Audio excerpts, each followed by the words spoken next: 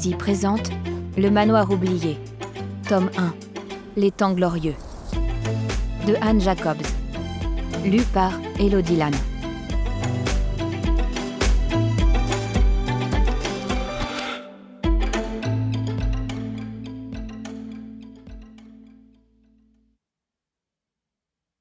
Chapitre 1. Francie, novembre 1939. Une brume matinale recouvrait les champs moissonnés, tel un manteau laiteux qui vacillait au vent, laissant voir par moments des chevreuils en train de brouter paisiblement. Des buissons colorés par l'automne émergeaient du sol blanchâtre, comme des îles au cœur d'une mer ondoyante. Franziska fermait la marche, s'arrêtant pour s'imprégner de l'atmosphère matinale, sentir l'humidité ambiante, humer l'odeur de champignons qu'exhalait le sous-bois.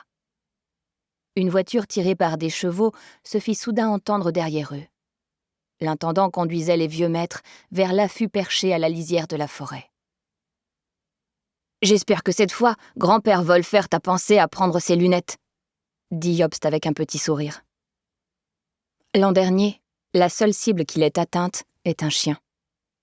Franziska ne répondit pas à son frère aîné. Elle n'avait pas pardonné à son aïeul ce tir malheureux qui avait fracassé une patte arrière de sa chienne Malka. La bête s'en était sortie, mais boitait depuis. Les trois jeunes gens se rangèrent sur le bord de la route pour laisser passer la calèche ouverte où avaient pris place les deux grands-pères et les oncles Bodo et Alvin. Tous portaient des vestes et des chapeaux imperméables qui avaient déjà connu de nombreuses parties de chasse. L'oncle Alexander les salua de la main. Il avait encore grossi depuis l'année précédente.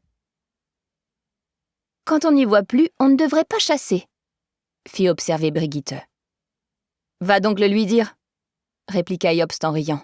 « Il te répondra qu'il tirait déjà des 12 cors quand tu tétais encore ta mère. » Jobst voulut poser un bras sur les épaules de sa fiancée, mais elle se dégagea en jetant un regard à Franziska. La bienséance interdisant aux fiancés de rester seuls, cette dernière était chargée de chaperonner son frère et sa promise, Brigitte von Kalm. Franziska, 19 ans, avait ce rôle en horreur. Et puis elle n'aimait pas ces battues où l'on dirigeait le gibier droit sur les chasseurs. Elle préférait de loin partir à l'aube avec son père pour se rendre à l'affût. L'herbe était humide de rosée et on respirait l'odeur tour à tour suave ou âcre des plantes. On entendait les chevreuils marcher sur le tapis de feuilles mortes. Après une longue attente dans le silence vibrant du matin, lorsqu'il voyait surgir dans la clairière une harde de biches craintives, Franziska tournait les yeux vers son père, essayant de deviner ce qu'il comptait faire. Il était rare qu'ils abattent une bête. En général, ils se bornaient à observer, à surveiller l'état de la faune sauvage. « La brume se lève », lâcha Jobst. « C'est une chance, autrement on aurait dû faire demi-tour. » Ils avaient atteint la lisière de la forêt et s'engagèrent sur le sentier qui menait à l'affût. Il était presque 9 heures. Le soleil ne tarderait pas à percer les nuages. Et quand les chasseurs se seraient mis en position, les rabatteurs entreraient en action avec les chiens. Jobst grimpa le premier dans l'affût, suivi de Brigitte, qui l'aida à gravir les derniers échelons. Francie attendit qu'ils soient installés à peu près confortablement sur le banc de bois brut pour les rejoindre. Jobst et Brigitte chargèrent leurs fusils. Peu désireuse de prendre part à cette séance de tir, Franziska était venue sans armes.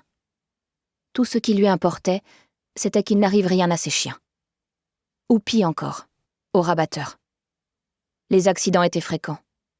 Un de leurs palefreniers avait reçu une balle dans la cuisse, et quelques années plus tôt, un jeune paysan avait été tué. Certes, en pareil cas, le propriétaire du domaine faisait le nécessaire auprès du blessé ou de la famille de la victime, mais on préférait ne pas avoir pareil drame sur la conscience. « C'est parti !» chuchota Jobst. Brigitte acquiesça. On entendait au loin les rabatteurs et les aboiements des chiens. Il y eut des coups de feu. Les jeunes gens crurent reconnaître le vieux fusil de chasse de l'oncle Alexander, ainsi que l'arme du grand-père Dranitz. Les hommes rabattaient tout ce qui se cachait dans le sous-bois et les taillis, daims, cerfs, renards, lièvres, sangliers et perdrix. Une fête pour les fusils. On passait l'année dans la joie anticipée de ce grand événement. Ensuite, on se partageait le gibier abattu, si bien que le copieux repas des chasseurs au domaine de Dranitz était suivi de festins encore plus somptueux avec les amis et les proches. Les rabatteurs semblaient avoir oublié l'affût situé à la croisée des chemins. Les jeunes gens perçurent à peine un mouvement dans les fourrés.